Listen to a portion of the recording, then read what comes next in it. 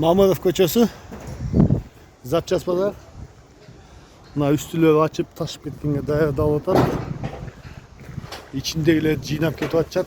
Mana уже жыйып бүттү bu киши. Мыналар уже жыйып атат.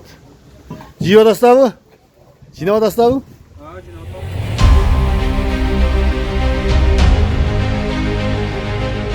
Эртеменки рейд үчүн Жеңиш Шерматович бул базар чыкты.